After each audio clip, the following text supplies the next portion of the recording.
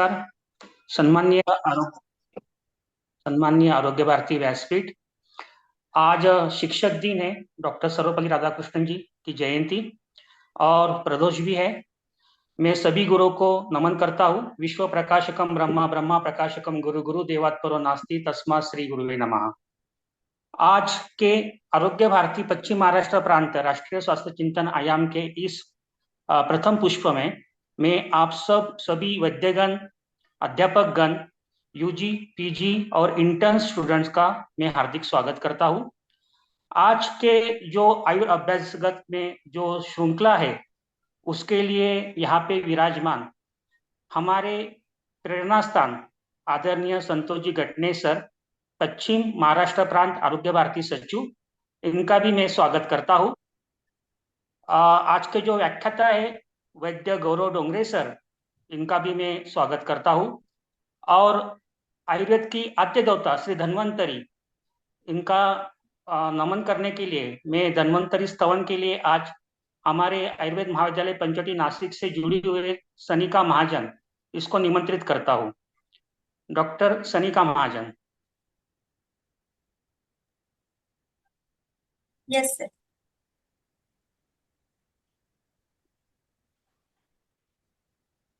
शुरू करूं?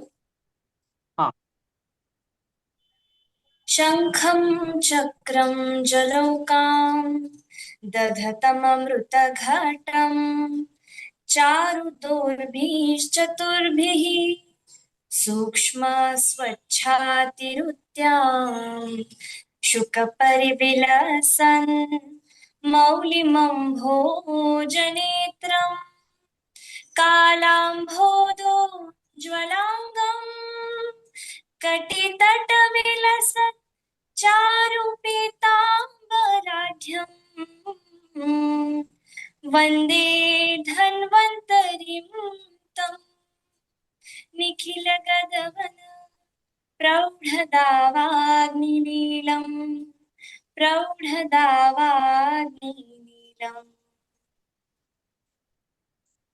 धन्यवाद सनिका। आज के जो अतिथि है और यहाँ पे जो उपस्थित है आदरणीय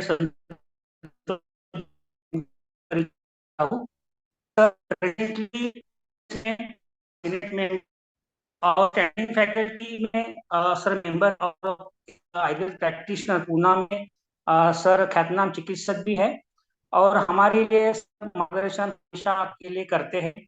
आरोग्य भारती के जितने आयाम है उसके बारे में जितनी भी कोई भी हमको मार्गदर्शन चाहिए तो सर हमको हमेशा समय देते हैं। मैं सर का यहाँ पे स्वागत करता हूँ और मैं आज के जो वक्ता परिचय करने के लिए डॉक्टर देवदत्त देशमुख सर को यहाँ पे आमंत्रित करता हूँ। डॉक्टर देवदत्त जी। धन्यवाद कमलेश सर।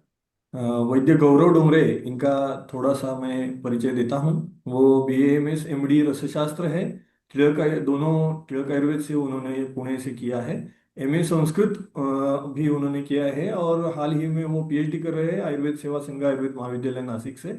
उनका खुद का पंचकर्म और आयुर्वेद क्लिनिक है 2013 से। और पुनर्वसु चिकित्सालय में उन्होंने काम किया है। पुनर्वसु औषधशाला पुणे, इसमें उन्होंने औषधीकरण का जो एक्सपीरियंस है वो उनका वहाँ का है। अभी हाल ही में वो प्रोफेसर रसशास्त्र करके रुक्मिणी आयुर्वेद कॉलेज संगमनेर महाराष्ट्र में कार्यरत हैं। उनके बहुत सारे रिसर्च पेपर्स और गेस्ट लेक्चर्स सबको सब मालूम है कि पब्लिश हुए हैं। बहुत सारे रिसर्च पेपर्स और गेस्ट लेक्चर्स भी उन्होंने बहुत सारे दिए हैं। उनका जो प्रमुख शिक्षण है, जो इनफॉर्मल एजुकेशन हम जो बोलते हैं, वैसे आयुर्वेद और रसशास्त्र का जो है वो गिरीश शिर्के सर, संजय पेंडसे सर और विवेक सानी सर, इनके मार्गदर्शन में हुआ है। उनका स्पेशल इंटरेस्ट जो है वो प्लांट आइडेंटिफिकेशन और मिनरल आइडेंटिफिकेशन में है। बहुत ही बढ़िया प्लांट का आइडेंटिफिकेशन गौरव डोंगरे सर करते हैं। मैं गौरव डोंगरे सर को विनती करता हूँ कि वो अपना व्याख्यान शुरू करें। एक मिनट सर। उससे पहले कि थोड़ा सा कार्यक्रम में परिवर्तन हुआ है, मैं आज के जो हमारे मार्गदर्शक है डॉक्टर जी संतोष जी कटने सर, इनको हमको मार्गदर्शन करें।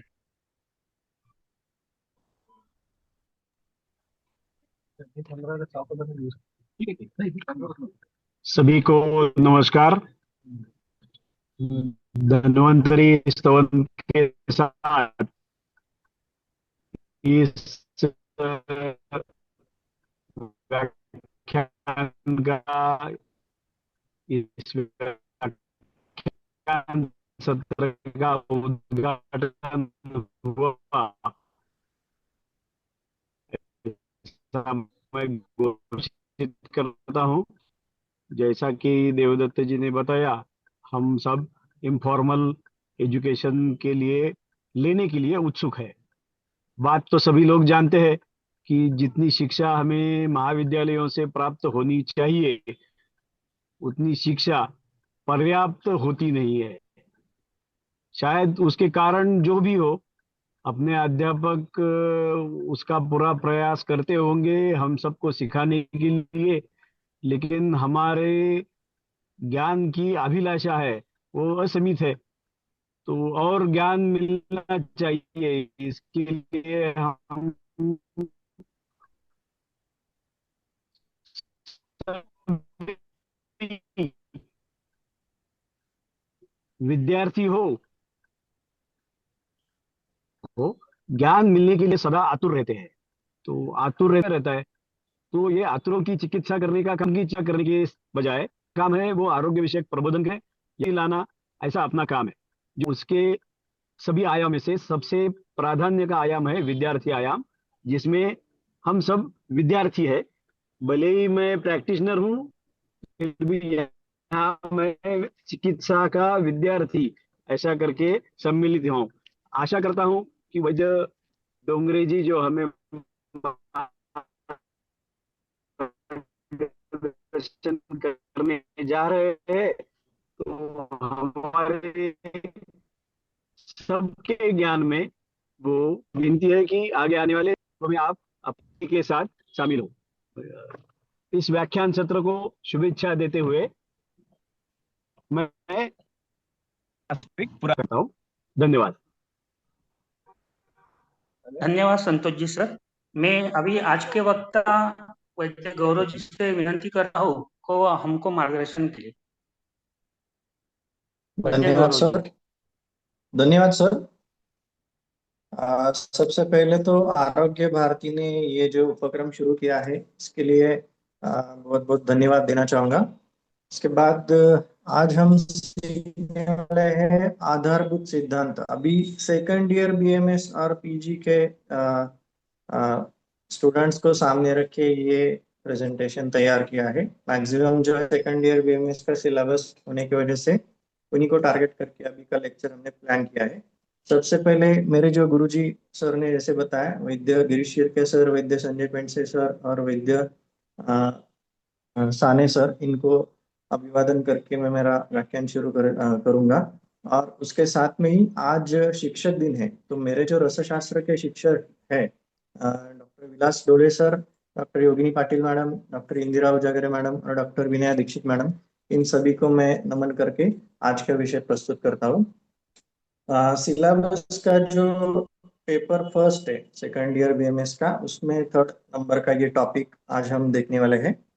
फर्स्ट टर्म में 5 मार्क्स के लिए ये टॉपिक हमें डिजाइन किया है। इसमें एलएच और एनएलएच दोनों चीजें हमें लेना है। तो टोटल 6 लेक्चर का ये टॉपिक है, लेकिन जितना हो सके कम लेक्चर में हम पूर्ण करने का ये प्रयास करेंगे।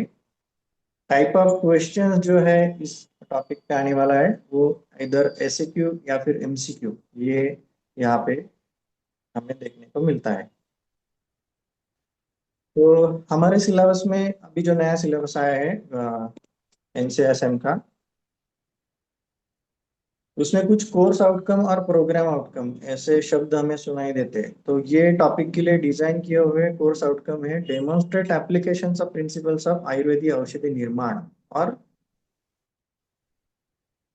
आयुर्वेदीय औषधि प्रयोग विज्ञान। ये दो कोर्स आउटकम इस टॉपिक में से हमें एक्सपेक्टेड है। तो यहाँ पे ये टॉपिक जो दिया है आधारभूत सिद्धांत क्यों जरूरी है, तो आयुर्वेदिक फार्मास्यूटिक्स औषधि निर्माण के लिए भी ये जरूरी है, और क्लिनिकल फार्मेकोलॉजी, तो औषधि प्रयोग विज्ञान के लिए भी ये चीजें हमें पता होना जरूरी है। क्योंकि जैसे हम मेडिसिन बनाने वाले हैं इस विषय के अंदर। तो मेडिसिन बनाने के लिए क्या क्या प्रिंसिपल्स हमें जरूरी है, क्या क्या चीज होनी जरूरी है, इनका विवेचन जो है इस टॉपिक में हमें देखने को मिलेगा। और साथ ही यही सिद्धांत हमें आगे जाके वो मेडिसिन कैसे पेशेंट्स में यूज करना है इसके लिए भी यूजफुल होने वाला है। तो ये दो कोर्स आउटकम इस टॉपिक के लिए हमें देखने को मिलता है। प्रोग्राम आउटकम जो है जनरलाइज स्टार्ट में ही दिए हुए सिलेबस में मिलते हैं। तो इसमें त्रिसूत्र का जो कंसेप्ट है तो इसको हाईलाइट करना है। तो इसके त्रिसूत्र क्या है, तो हेतु, लिंग और औषध। तो इसमें से औषध एक पार्ट है त्रिसूत्र में से। तो औषध कैसे बनाना है इसके आधारभूत सिद्धांत हमें यहाँ पे देखने हैं। Demonstrate knowledge, skills, and attitudes to provide holistic quality care and preparedness to practice.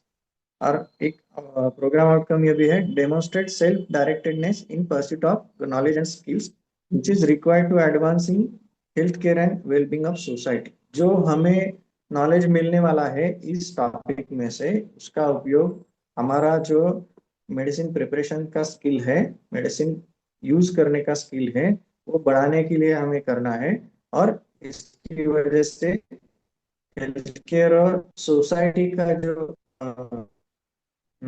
Health है उसके लिए इन चीजों का हमें प्रयोग करना है। तो विद्यार्थी दशा में अगर हम ये चीजें सीखते हैं तो आगे जाके उत्तम वैद्य निर्माण होने वाले हैं। और जो वैद्य अच्छे निर्माण होंगे वो सोसाइटी का भला करने के लिए काम करने वाले हैं।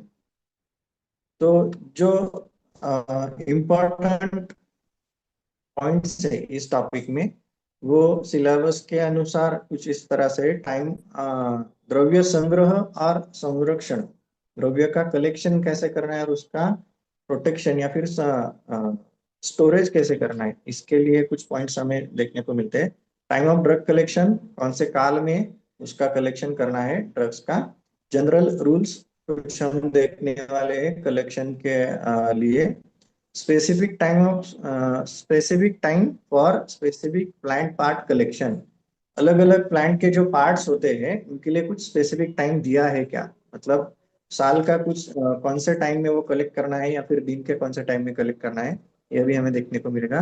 Time of the day for drug collection, दिन के कौन से काल में वनस्पति का कलेक्शन करना है, ये भी हमें देखना है।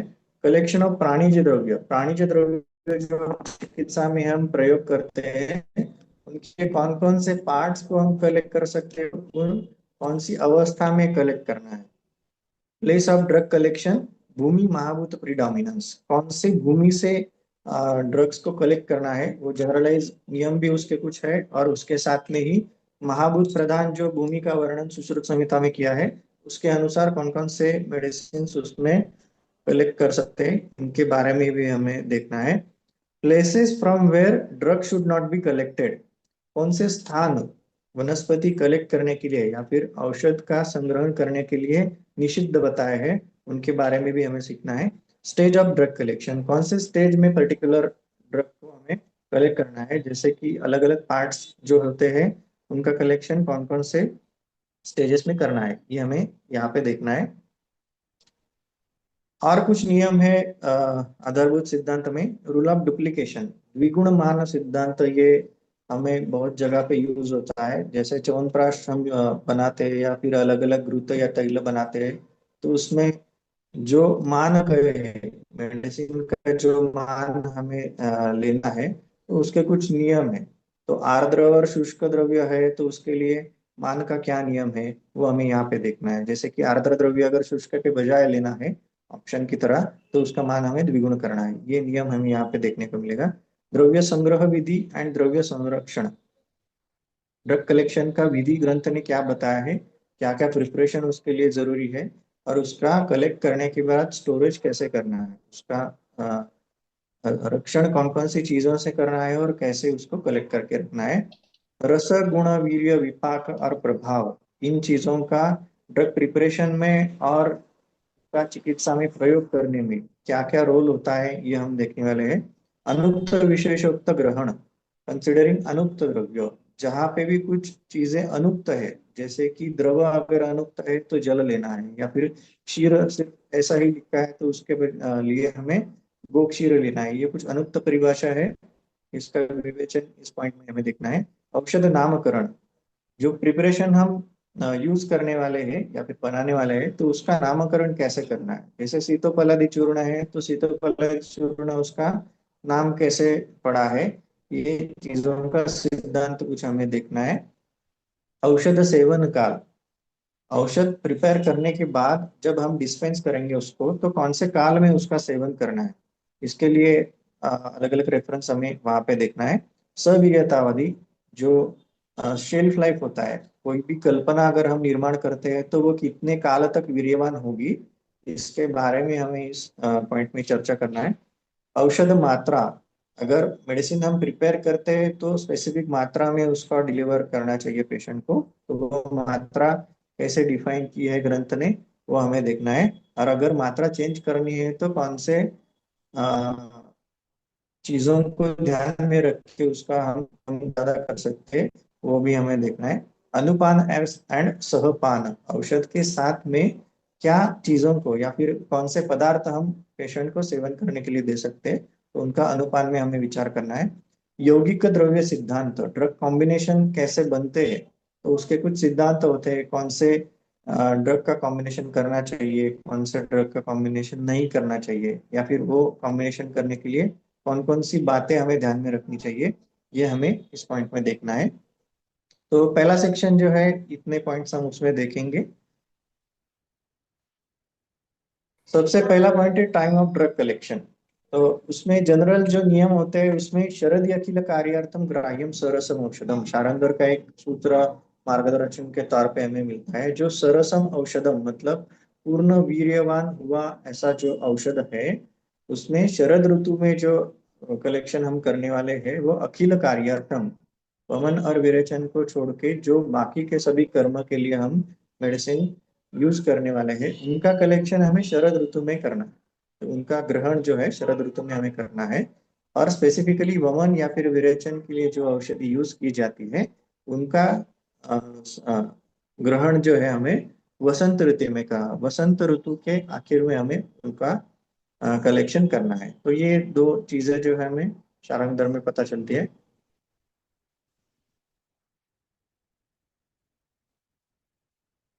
स्पेसिफिक टाइम कुछ दिया है क्या प्लांट के स्पेसिफिक पार्ट के लिए, ये इसके लिए भी हमें कुछ सूत्र ग्रंथ में मिलते हैं। जैसे कि ये ऊपर का जो सूत्र है, चरक संहिता कल्पस्थान पहला अध्याय का सूत्र है। तो वनस्पति का कलेक्शन करने के लिए वो कैसी होनी चाहिए, उसकी अवस्था, और उसका कौन से काल में उसका ग्रहण करना है, अलग अलग उसके पार्ट्स के अनुसार, ये रेफरेंस हमें यहाँ पे देखने को मिलता है। उसके लिए दूसरा एक रेफरेंस राजे निघंटु दूसरे अध्याय में भी है, तो उसका एक कंपैरेटिव चार्ट हम अगले स्लाइड में देखेंगे। लेकिन सबसे पहले वनस्पति का अगर संग्रहण करना है तो वो कौन सी अवस्था में होनी चाहिए या फिर कौन से स्टेज में उसका कलेक्शन करना है, ये हम थोड़ा सा देखेंगे। तत्र यानी काल जातानि उपागत संपूर्ण प्रमाण रस वीर्य गंधानी। काल जातानी मतलब काल से जो परिपक्व हुआ है, ऐसे वनस्पति का हमें ग्रहण करना है। उसमें भी परिपक्वता जो है वनस्पति की, वो कौन से पॉइंट्स पे आधारित है, तो वो उपागत संपूर्ण प्रमाण, उसका जो पूर्ण प्रमाण है वनस्पति का, वो पूरी तरह से अ, निर्माण हुआ है। मतलब अगर जो वृक्ष हमें कलेक्ट करना है तो वो वृक्ष के जैसा बनने के बाद ही उसका कुछ पार्ट हम कलेक्ट कर सकते हैं। वो छोटा उसका जो सैपलिंग होता है उसमें से हमें कलेक्ट नहीं करना है, इसलिए उपागत संपूर्ण प्रमाण ये उसके लिए, तो उसका पूर्ण प्रमाण जो है वो अटेन होना चाहिए। उसके बाद में रस वीर्य और गंध उस प्लांट में जो है वो पूर्ण तरीके से निर्माण हुए हैं, ऐसी अवस्था में ही उसका हमें ग्रहण करना है। कौन कौन सी चीजों का गलत तरीके से परिणाम नहीं होना चाहिए, इसके लिए कुछ चीजें हैं। काल, आतप, अग्नि, सलिल, पवन, जंतु, इन चीजों से अनुपहत, इन चीजों से अगर उपहत हुआ है वो वनस्पति, तो उसको हमें ग्रहण नहीं करना है।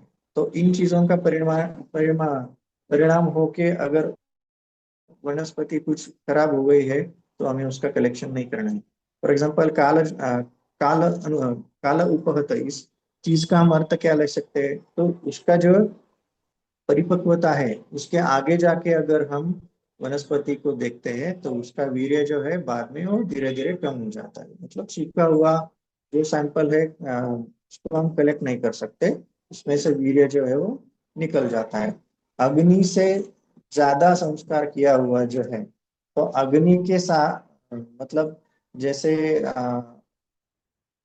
क्या बोलते हैं उसको, जंगल फायर जो होता है, तो उसके सानिध्य में जो वनस्पति आए हैं उसका अगर कलेक्शन हम करें तो उसका वीर्य हमें पूरी तरीके से नहीं मिलता। इसलिए अग्नि का अगर ज्यादा संस्कार है तो वो वनस्पति या फिर द्रव्य नहीं लेना चाहिए।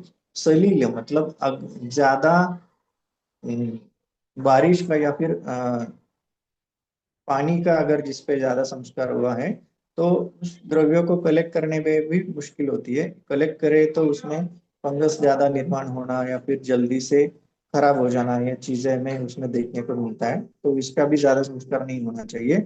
पवन मतलब वायु से उपगत जो चीज है, वायु ज्यादा चलती है ऐसे स्थान पे भी हमें जो वनस्पति है उसका कलेक्शन हम नहीं कर सकते, क्योंकि उसकी वजह से भी वीर्य में हानि हो जाती है।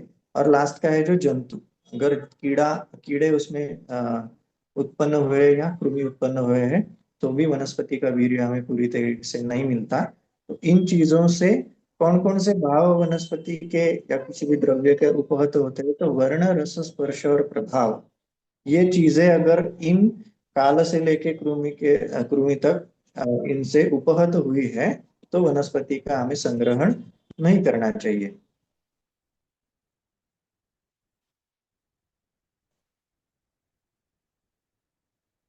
सॉरी, बीच में कुछ तो आ गया। प्रत्युग्राणी उदिच्यम दिशि स्थितानि, मतलब उत्तर दिशा में स्थित जो द्रव्य है उसका संग्रहण यहाँ पे करना है। आगे जो है तेषाम शाखा पलाशम चिर प्ररूढ़ वर्षा वसंत योग ग्राह्यम, इससे आगे ले जो है तो अलग अलग पार्ट्स जो है वनस्पति के कौन से सीजन में कलेक्ट करना है उसके बारे में वर्णन है। ये हम अगले स्लाइड में कंपैरेटिव चार्ट में देखेंगे। और मंगलाचार्य कल्याण वृत्त से लेके आगे का जो पार्ट है वो द्रव्य संग्रहण विधि, इस टाइटल से आगे एक और स्लाइड है, वहां पे उसका डिस्क्रिप्शन हम देखेंगे। तो जो पार्ट्स वनस्पति के कलेक्ट करने हैं उसमें 1 से लेकर 10 तक जो अलग अलग पार्ट्स हम यूज करते हैं चिकित्सा में, उसका वर्णन एक कॉलम में आपको पहले दिखेगा। तो चरक कल्पस्थान का जो रेफरेंस है उसके अनुसार शाखा जो है वो वर्षा और वसंत में कलेक्ट करना है। वैसे ही पलाश अचिर एवं प्ररूढ़, जो कोमल पत्ते होते हैं या फिर पूरी तरीके से तैयार पत्ते होते हैं, किसी भी तरह के पत्ते, पलाश मतलब पर्ण जो होते हैं, वो वर्षा और वसंत में कलेक्ट करने के लिए कहा है। तो शाखा, पलाश, ये दोनों चीजें जो है वो वर्षा और वसंत ऋतु में हम संग्रहण कर सकते हैं। राजनिघंटु का रेफरेंस थोड़ा सा अलग है पलाश के बारे में, उन्होंने पत्तों का संग्रहण जो है वो ग्रीष्म ऋतु में करने के लिए बोला। मूल जो है वो ग्रीष्म और शिशिर, ये दोनों ऋतु में संग्रह करने के लिए बोला है। उसमें भी अगर हम थोड़ा सा टीका का पार्ट देखें तो आग्नेय मूल जो है, आग्नेय स्वभाव के जो मूल है, फॉर एग्जाम्पल चित्रक हम ले सकते हैं, तो उनका कलेक्शन जो है वो ग्रीष्म ऋतु में करना है। और जो सौम्य स्वभाव के मूल है, तो एग्जाम्पल के तौर पे हम शतावरी का ले सकते हैं, तो उनका जो संग्रह है शिशिर ऋतु में करने के लिए कहा है। तो ये दोनों ऋतुओं में किसी भी मूलों का संग्रहण करना है, ऐसा थोड़ा सा अर्थ ना लेके हम टीका का अगर सहाय ले तो ये दो अलग अलग मूलों का हमें प्रकार पता चलता है। राजनिघंटु में एक ही ऋतु का वर्णन मूल के लिए दिया है, तो वो है शिशिर ऋतु। त्वक, कंद और क्षीर, ये तीनों जो पार्ट्स है वनस्पति के, वो शरद ऋतु में संग्रह करने के लिए कहा है। राजनिघंटु ने कंद का संग्रहण जो है हेमंत ऋतु में कहा है। सार जो है वो हेमंत ऋतु में कलेक्ट करने के लिए कहा है। तो अभी ये जो पार्ट्स कौन कौन के वनस्पति का यूज हम करते हैं, ये ज्यादातर हमें पता होता है, फिर आगे थोड़े थोड़ा अगर किसी ने बच्चों ने अष्टांग हृदय का 15वां जो अध्याय है शोधनादि गण संग्रह, वो अगर अच्छे से अभ्यास किया है तो इसमें इन चीजों का अच्छे से पता चलेगा। जैसे कि असनादि गण है तो उसका सार वृक्ष है सभी, तो सार उसका कलेक्ट करना है। तो असनादि गण के अगर प्लांट्स को देखे तो उनका अगर संग्रह करना है तो हेमंत ऋतु में हम कर सकते हैं, क्योंकि उसका सार हमें कलेक्ट करना होता है। जो क्षीर वृक्ष होते हैं जैसे कि स्नोही है, अर्क है, उनका अगर क्षीर कलेक्ट करना है तो हमें शरद ऋतु में कलेक्ट करना पड़ेगा। जैसे रुद्रादि गण है, रुद्रादि गण में ज्यादातर त्वचा का प्रयोग किया गया है, तो उसका त्वचा अगर निकालना है, जो ट्री का बार्क होता है वो अगर निकालना है तो शरद ऋतु में निकाल सकते हैं। तो ऐसे एग्जाम्पल्स जो है हमें शोधनादि गण संग्रह अगर अच्छे से पढ़ा है तो ये चीजें हमें थोड़ा सा ध्यान में रख सकते हैं। पुष्प और फल जो होते हैं वो यथा ऋतु कलेक्ट करने के लिए कहा है। जो जो सीजन में पुष्प और फल उस वनस्पति को आते हैं वहां पे उसका संग्रह करना है। तो ये एक कॉमन बात है यथा ऋतु संग्रह करना।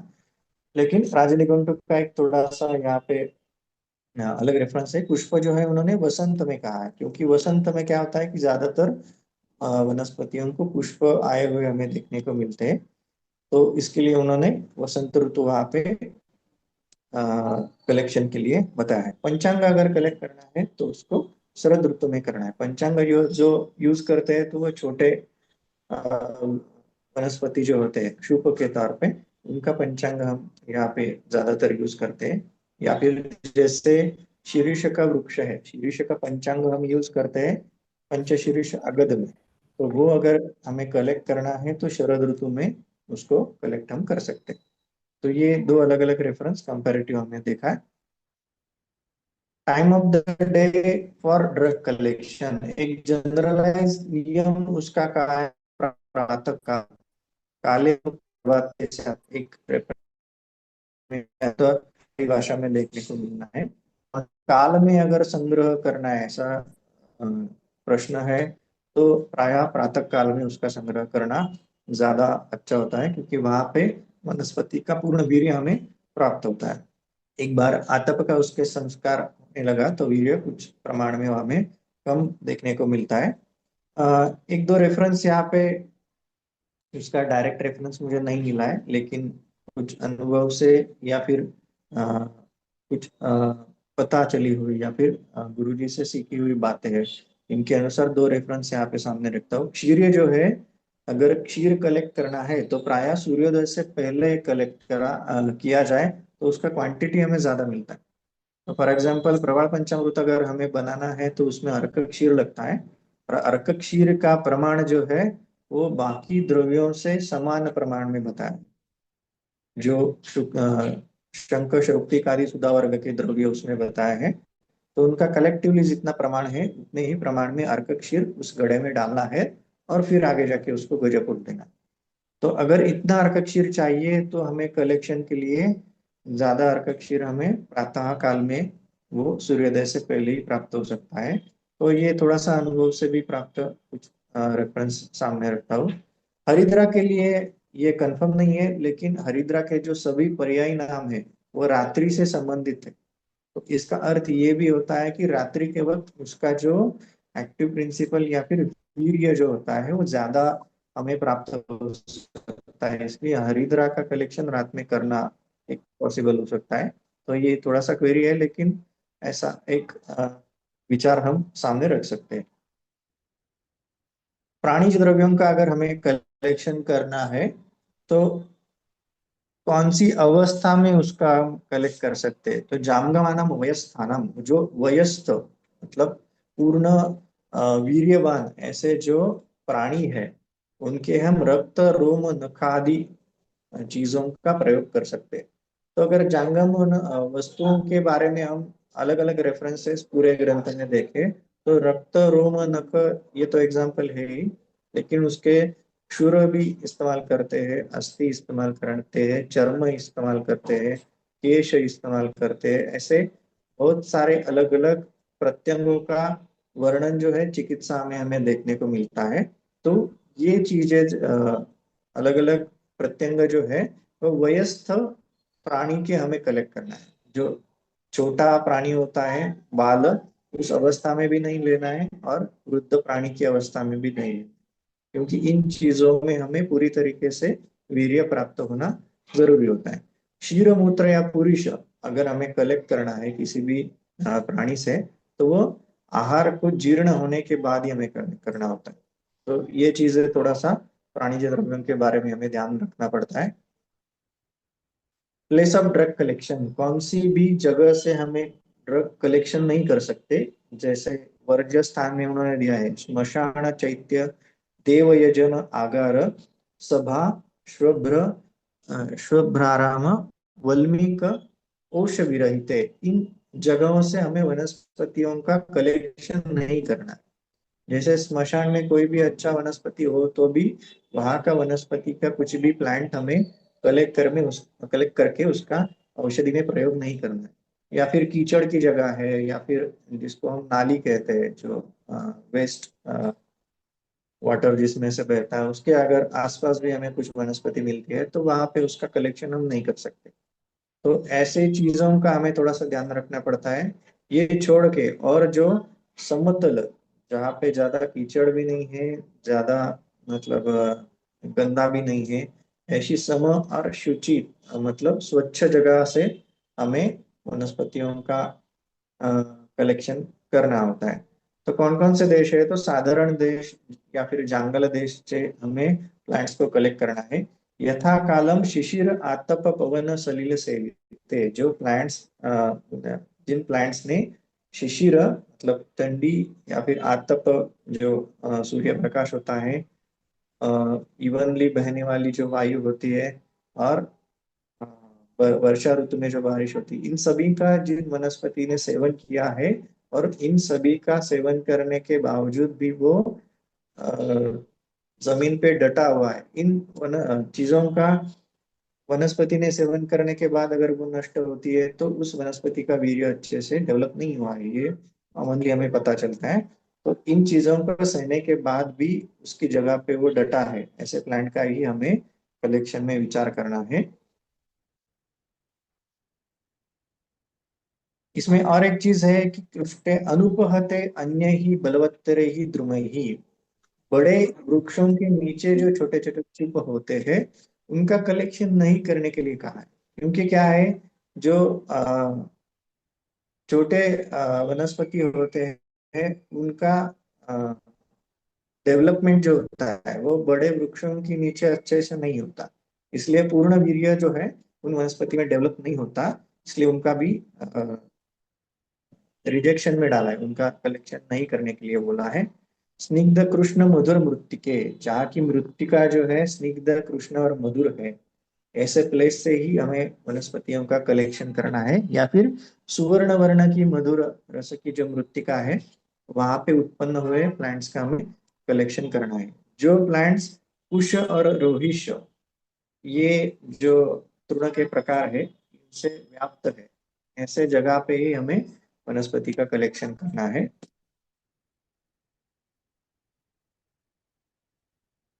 ये दो अलग अलग रेफरेंस, अभी पहला रेफरेंस जो हमने ये देखा ये चरक कल्पस्थान पहले अध्याय का है। सिमिलर रेफरेंस हमें अष्टांग हृदय कल्पस्थान छठे अध्याय में भी मिलेगा, इस पे भी सिमिलर चीजें हमें देखने को मिलेंगी। ये सुश्रुत सूत्र स्थान का भी सिमिलर रेफरेंस है।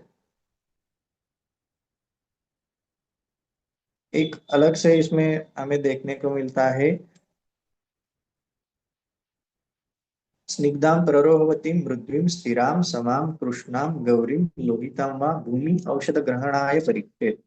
औषध ग्रहण कौन सी भूमि से करना है, तो वो स्निग्ध होनी चाहिए, प्ररोहवती मतलब जिसमें वनस्पति का रोहण अच्छे से होता है, वनस्पति जिसमें अच्छे से उत्पन्न होती है। हम कोई भी बीज उसमें बोते हैं तो उसको उत्पन्न होना चाहिए वनस्पति को, अगर ऐसा नहीं होता है तो वो भूमि जो है वो हमें रिजेक्ट करना है। तो जिस भूमि में वनस्पति निर्माण होते हैं, अलग अलग प्रकार के वनस्पति निर्माण होते हैं, जो मृदु है, ज्यादा पथरीली नहीं है, ऐसी भूमि जो स्थिर है मतलब समतल है, या ऊंचा या फिर गड्ढे युक्त ऐसा ज्यादा नहीं है, जो समतल है, कृष्ण वर्ण की मृत्तिका उसमें है, या फिर गौर या फिर लोहित वर्ण की मृत्तिका उसमें है, ऐसी भूमि औषध ग्रहण के लिए हमें सिलेक्ट करना है। तस्याम जातम अपि, ऐसी भूमि में उत्पन्न होते हुए भी कृमि, विष, शस्त्र, आतप, पवन, दहन, तोय, इन चीजों से अगर वो उपहत है वनस्पति, तो हमें रिजेक्ट करना है।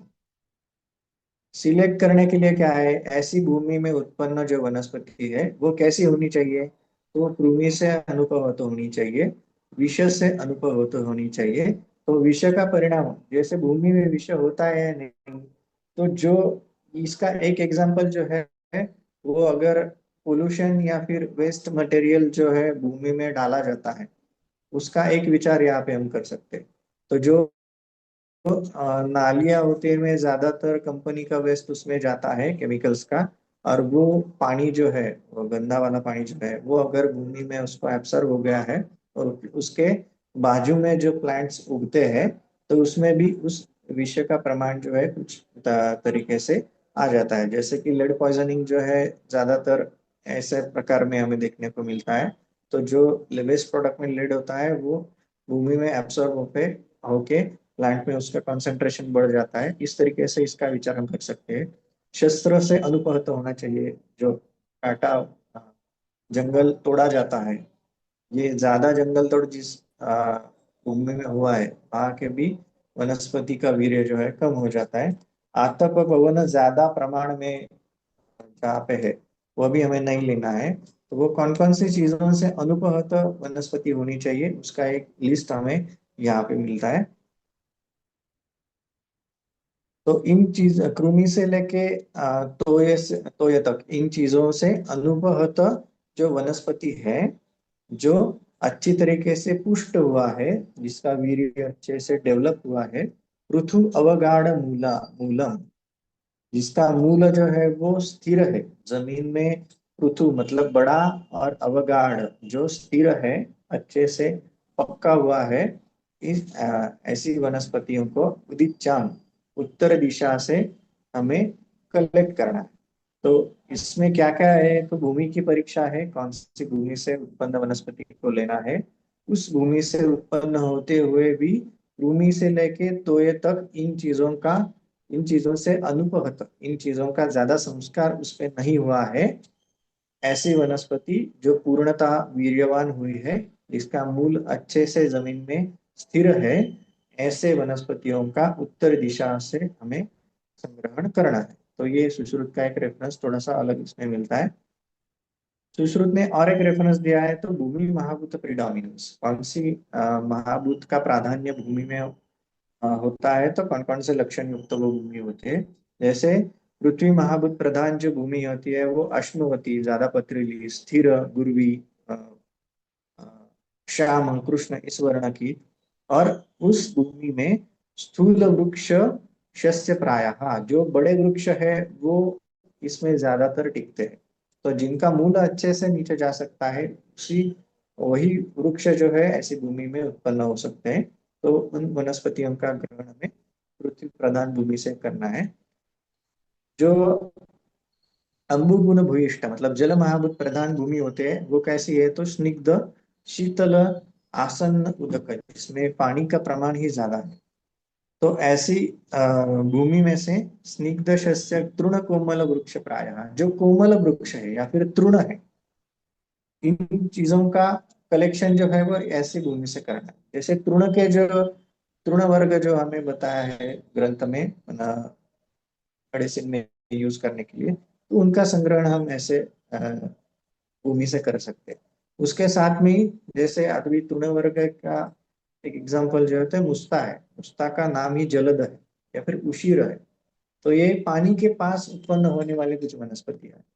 और कोमल वनस्पति का एक एग्जांपल है जो है वो पानी के आसपास उत्पन्न होने वाला, जैसे ब्राह्मी है, जल ब्राह्मी जिसको हम कहते हैं, या फिर भृंगराज है। तो ये पानी की जगह, ज्यादा पानी जहाँ पे होता है वही उत्पन्न वाले वनस्पति होते हैं। तो ये तृण और कोमल वृक्ष जो होते हैं या वनस्पति जो होते हैं, उनका कलेक्शन हमें जल महाभूत प्रधान भूमि से करना है। अग्निगुण भूयिष्ठ भूमि जो होती है तो वो नाना वर्ण, अलग अलग वर्ण की होती है, लघु गुणात्मक होती है, अश्ववती, ज्यादा पत्थर उसमें होते हैं। वहां पे प्रवीर अल्प पांडु वृक्ष प्ररोहा, जो अल्प मतलब छोटे कद के जो वृक्ष हैं वो इस और पांडुर वर्ण का जिसका बार्क है, ऐसे वृक्ष प्रायः यहाँ पे उत्पन्न होते हैं। अनिल गुण भूयिष्ठ जो भूमि है वो वृक्ष भस्म रासव वर्णा, जो ग्रे कलर की या फिर थोड़ा सा वृक्ष दूसरा वर्ण का भूमि यहाँ पे हमें देखने को मिलता है। तो उसमें तनु वृक्ष अल्परस कोटर वृक्ष पाया, ज्यादा जेरोफाइट्स जिसको हम कहते हैं वो यहाँ पे हमें देखने को मिल सकते हैं, या फिर छोटे वाले जो वृक्ष है तो वो यहाँ पे हमें देखने को मिल सकते हैं। आकाश गुण भूयिष्ठ जो भूमि होती है वह मृदु गुणात्मक सम है, प्रभ्रवती, व्यक्त, अव्यक्त, अव्यक्त रस जला, जिसमें रस और जल जो है अव्यक्त ऐसे होते हैं। इसमें सार वृक्ष जो है वो ज्यादातर इस उत्पन्न होते हैं, ऐसा सुश्रुत ने कहा है। कहाँ से द्रव्यों को कलेक्ट नहीं करना है, ये चीज हमें पहले वाले स्लाइड में भी देता है, देखा है। इस स्मशान जहाँ पे है, चैत्य वृक्ष जैसे पीपल है, पीपल का जो पार जिसको हम कहते हैं, तो सॉरी पीपल, चैत्य वृक्ष मतलब जो पूजा जाता है, ऐसे वनस्पतियों को वनस्पतियों के पार्ट्स हमें कलेक्ट नहीं करना है। मतलब मंदिर के आसपास जो वनस्पति होती है या फिर मंदिर में जो लगाए हुए होते हैं उनका कलेक्शन नहीं करना है। देव यजन आगार सभा, जो सभा मतलब असेंबलीज होता है, जहाँ पे सभा होती है तो ज्यादा मनुष्यों का आवागमन वहां पे होता है, तो उनसे वनस्पतियों का वीर्य कुछ तरीके से हनन होता है, इसलिए वहां के भी अ, वनस्पति कलेक्ट नहीं करना है। वल्मी का ओष रहते, ओष मतलब जहाँ पे दव क्या बोलते हैं उसको, अ, ओस जिसको हिंदी में हम कहते हैं, तो ओस की बूंदे जहाँ पे ज्यादा होती है तो उसकी, या फिर गीलापन जिस पार्ट में ज्यादा होता है वहां से हमें कलेक्शन नहीं करना चाहिए। या फिर वल्मी का मतलब जो अ, चींटियों का जो घर होता है या फिर स्नेक्स का जो घर होता है, तो वहां से उत्पन्न प्लांट्स को हमें कलेक्शन नहीं करना है। और एक चीज पिछले स्लाइड में हमने देखी थी, अनाक्रांते पादप ही बलवत्तरे ही, ज्यादा बड़े वृक्षों के नीचे जो प्लांट्स आते हैं उनका कलेक्शन हमें नहीं करना चाहिए।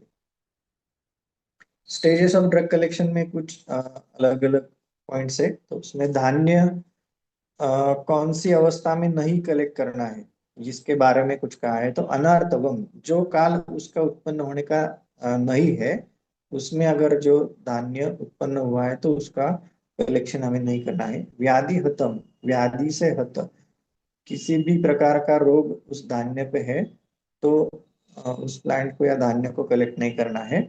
अभूमिजम मतलब भूमि में उत्पन्न हुआ जहाँ धान्य जो है वो अच्छी तरीके से पूरी पूर्ण वीर्य उसमें प्राप्त हुआ होता है, उसके बजाय अगर छोटे जिसको भी, मेरा थोड़ा हिंदी का प्रॉब्लम हो जाएगा, लेकिन भूमि को छोड़ के हम टेरेस पे या फिर या ऐसे छोटे कंटेनर्स में अगर धान्य को उगा के उसका प्रयोग करते हैं तो उसमें निर्माण हुआ धान्य जो है वो पूर्ण तरह से वीर्यवान नहीं होगा, इसलिए अभूमिजम कहा है। और नव धान्य जो है तो उसमें से वीर्य पूरी तरीके से स्थिर नहीं हुआ होता है। तो शुष्क धान्य के बारे में हमें ये चीज देखने को मिलता है कि जो शाली है वो शाली पुराना शाली सेवन करने के लिए कहा है, तो नवशाली जो है वो ज्यादा क्लेद उत्पन्न करने वाला होता है, फिर दोषों को उत्पन्न करने वाला होता है, इसके लिए उसका हमें सेवन ना करने के लिए कहा है। फल के लिए दो रेफरेंस मिलते हैं, फलेषु परिपक्वमियत गुणवत्ता उदाहृतम, फल जो परिपक्व हुआ है इसका ही ग्रहण करना है, कच्चे फलों का ग्रहण हमें नहीं करना है। तो उसका भी एक एक्सेप्शन है, वो है बिल्व। बिल्व जो है वो परिपक्व सेवन नहीं करना है, उसका अपक्व अवस्था में भी, उसका अपक्व अवस्था में ही हमें संग्रहण करने के लिए ग्रंथ ने निर्देश दिया है। कौन से प्रकार के फलों का संग्रहण नहीं करना है। उसमें व्याधितम, किसी भी व्याधि से व्याधि उस फल में उत्पन्न हुआ है, मतलब जो कीड़े युक्त फल होते हैं उनका कलेक्शन नहीं करना है। पाकातीतम, जो उसका पाक होके भी आगे की अवस्था में चला गया है, ऐसी अवस्था में फलों का सेवन कलेक्शन नहीं करना है। अकालजम, अकाल पाक जिसमें हुआ है, तो ये चीज हमें हेतु के तौर पे ज्यादा देखने को मिलते हैं अभी के फलों के बारे में। जैसे मार्केट का डिमांड बढ़ता है तो सप्लाई जो है उसके अनुसार ही हमें बढ़ाना पड़ता है, ऐसा एक रूल होता है मार्केट का। तो ये बढ़ाने के चक्कर में क्या होता है कि कच्चे फलों को ही कलेक्ट करके उस पे केमिकल्स का प्रयोग करके जल्दी से उसको पकाया जाता है और फिर मार्केट में बेचा जाता है। तो एक हेतु की तरह इसको हमें देखना है। तो काल पाक जो होता है वो इस तरीके से मिलता है।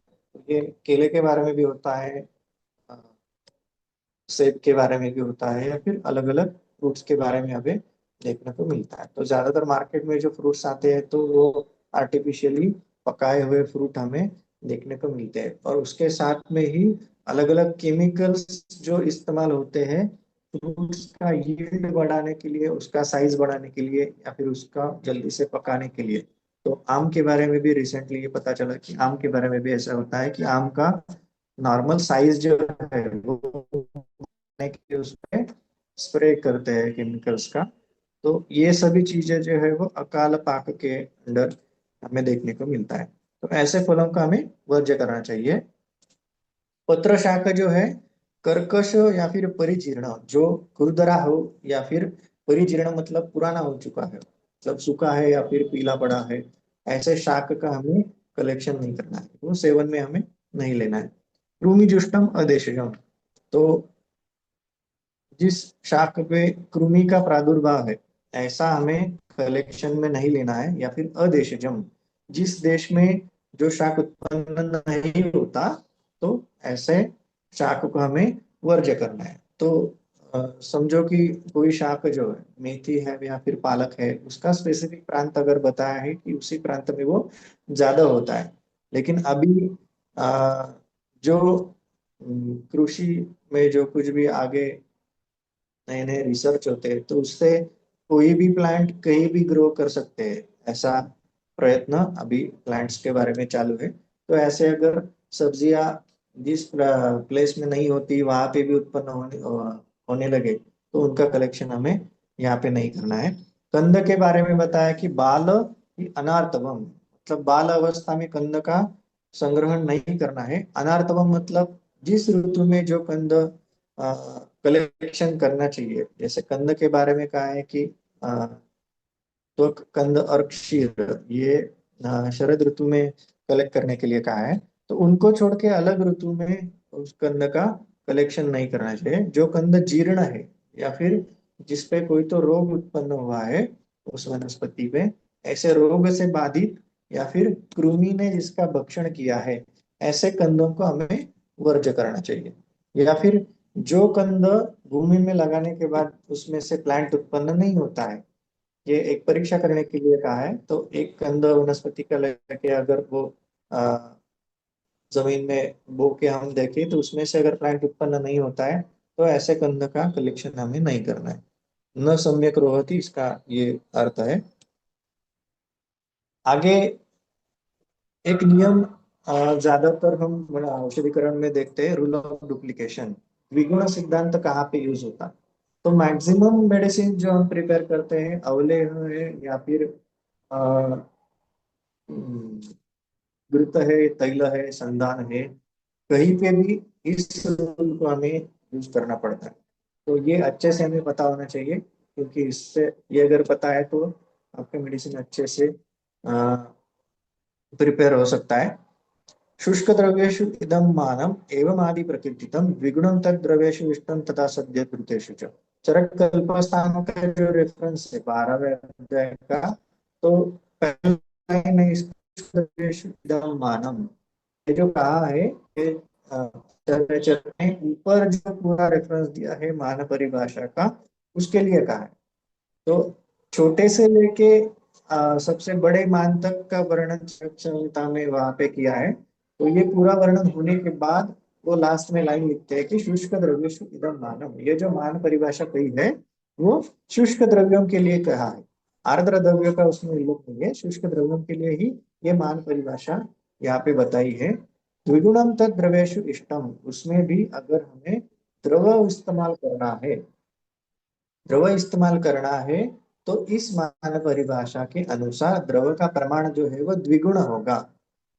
सिमिलर चीज कौन सी अवस्था में है, तो सद्य उद्धृतेषु, मतलब जो आर्द्र वनस्पति है उनके बारे में भी ये नियम जो है वो लागू हो। जो ये मान परिभाषा कही है उसके अनुसार आर्द्र या फिर द्रव, इन चीजों के लिए ये परिभाषा दुगनी मात्रा में लेना। तो उसमें भी कुछ नियम और एक सेकेंडरी नियम आगे जाके पता चलेगा।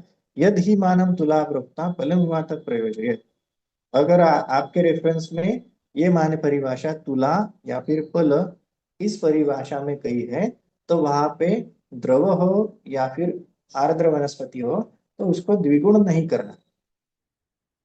तो एक चीज यहाँ पे एक्सेप्शन के तौर पे यहाँ पे दिया है। तो ये जो द्विगुण सिद्धांत है ये तुला और पल इन चीजों के लिए नहीं है। तो ये कौन से मान के लिए द्विगुण करना है, इसका एक रेफरेंस हमें आगे देखने को मिलता है शारंगर का। पुंजादिमानम आरभ्य यावत् स्यात् कुडव स्थिति, पुंजा से लेके कुडव तक जो मान है वो स्थिति मतलब उसी प्रमाण में लेना, उसका द्विगुण नहीं करना है। द्रवार्द्र शुष्क द्रव्याणाम तावन मानम समन्वितम, द्रव या फिर आर्द्र या फिर शुष्क इन सभी चीजों के लिए गुंजा से लेके कुड़व तक का जो मान है वो सिमिलर रहेगा। जो रेफरेंस में बताया है, फॉर एग्जाम्पल च्यवनप्राश, च्यवनप्राश में 36 जो वात द्रव्य है वो पल के परिमाण में कहे, तो पलक जो है वो कुड़व से पहले आता है। इसके लिए शुष्क है तो वो वैसे भी वही उसी प्रमाण में रहेगा। लेकिन अगर घृत तैल और मधु ये द्रव पदार्थ के बारे में भी हम देखें तो उनका प्रमाण जो है वो 6 पल पल के प्रमाण में बताया। तो 6 पल जो होता है वो वैसे तो कुड़व से आगे जाता है, लेकिन उसका द्विगुण नहीं करने के लिए बोला है। तो ग्रंथकार जो हमें मान परिभाषा लिख के देते हैं उसके पीछे कुछ ना कुछ विचार होता है। घृत तैल और मधु जो होता है वो द्विगुण नहीं करना है, द्विगुण करने की इस कल्प के लिए जरूरत नहीं है, इसलिए उन्होंने कुड़व से आगे की परिभाषा उनके लिए नहीं कही है, तो वो पल के प्रमाण में ही कहा है। तो ये जो रेफरेंस है हम उसका एप्लीकेशन इन औषधिकरण में ऐसे देख सकते हैं। घृत तैल और मधु जो है षट पलम 6 पल ऐसा बताया है, तो उसका द्विगुण नहीं करना है। लेकिन पानी जो है, पानी एक द्रोण ऐसा बताया, इन चीजों 36 द्रव्यों का क्वात करने के लिए पानी जो है वो एक द्रोण प्रमाण में आपको लेना है। एक द्रोण का मतलब होता है 10 लीटर 240 ml। ये अगर उसी प्रमाण में हम लेंगे तो उस द्रव्यों का जो क्वात है वो अच्छे तरीके से नहीं होगा, क्योंकि क्वात का एक सिद्धि लक्षण आचार्य चरक ने बताया कि जो विगत रसत्व, द्रव्यों का विगत रसत्व होने के बाद आपका क्वाथ पूरी तरीके से तैयार हुआ है, ऐसा आपको समझना चाहिए। जो विगत रसत्व आपको आना है तो आपको उस प्रमाण को द्विगुण करना पड़ता है। तो एक द्रोण जो है वो 2 द्रोण में कन्वर्ट हो जाता है क्वाथ के लिए। तो ये चीज हमें यहाँ पे ध्यान में रखना है औषधि बनाते हुए। यही चीज हमें आगे जाके घृत में भी देखने को मिलता है, अवलेह में भी देखने को मिलता है, संधान कल्पना में देखने को मिलता है, फिर तैल कल्पना भी देखने को मिलता है। तो एक चीज यहाँ पे स्पष्ट है, गुंजा से लेके उड़व तक का जो प्रमाण है वो किसी भी द्रव्य के लिए है, द्रव है आर्द्र है या फिर शुष्क है, वो सिमिलर रहेगा। प्रस्थादिमानम आरभ्य द्विगुणम तद द्रवार्द्र को, और आगे प्रस्थ से लेके आगे जो कुछ प्रमाण मान परिभाषा में है वो अगर द्रव या फिर आर्द्र द्रव्य के लिए कहे हैं तो उसको द्विगुण करना है। उसमें भी एक्सेप्शन कौन सा है, तो तुला का, तुला द्विगुण नहीं करना है। अगर तुला के प्रमाण में घृत या तैल या फिर द्रव का प्रमाण दिया है तो उसको द्विगुण नहीं, प्रस्थ आड़क द्रोण इस परिमाण में है तो उसको द्विगुण करना है। तो उसका एक एग्जांपल हम च्यवनप्राश का वापस देख सकते हैं। च्यवनप्राश का अभी जो बताया कि एक द्रोण प्रमाण के एक द्रोण जल में हमें उसका पात करना है। तो जो 36 द्रव्य होते हैं, एक एक पल 36 पल, ये उन अ, शुष्क द्रव्यों का प्रमाण है। तो उसमें एक द्रोण अगर पानी डाला जाए तो वो 10 लीटर ही होता है। तो उसके बजाय यहाँ पे क्या करना है, प्रस्थ से आगे का प्रमाण है द्रोण, तो उसका द्विगुण करना है, 20 लीटर पानी उस 36 फल द्रव्य में आएगा। तो उसका विगत रसत्व है अप्रोक्सीमेटली 1/4, बचने तक उसका विगत रसत्व होता है। ऐसा चक्रपाणी का रेफरेंस हमें मिलता है, तो उतना हम काढ़ा उसका प्रिपेयर करते हैं।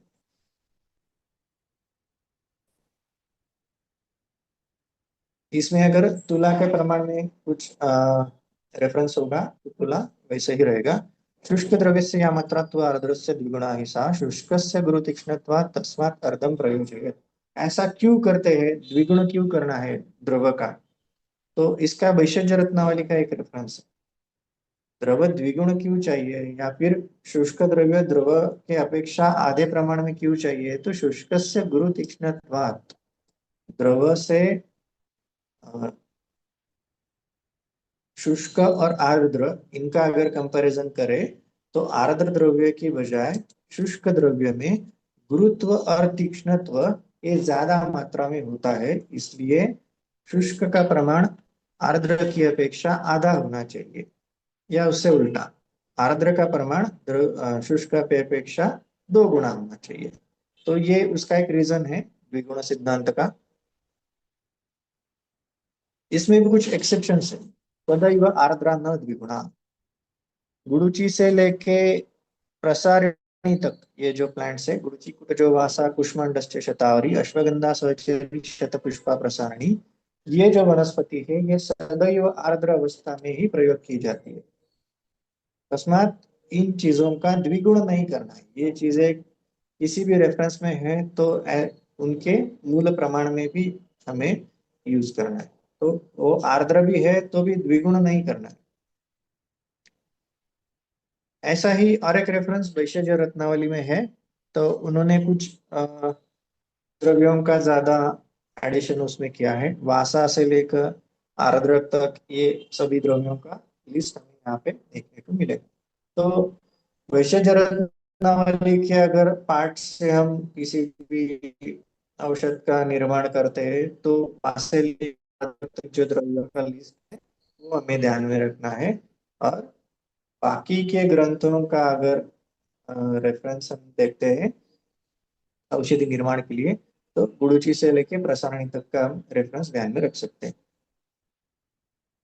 अभी द्रव्य संग्रह विधि और द्रव्य संरक्षण, ये 2 चीजें हमें देखना है। तो संरक्षण संग्रह विधि में पहला जो स्लाइड हमने देखा था ड्रग कलेक्शन का, उसमें से अगला लास्ट के जो 3 लाइन से वो हमें देखना है। मंगलाचार कल्याण वृत्ता शुचि शुक्लवास संपूज्यते वत्ता अश्विनौ गो ब्राह्मणश्च कृतोपवास प्रांगमुखम धन्मुखो वा गृह्णीयात्।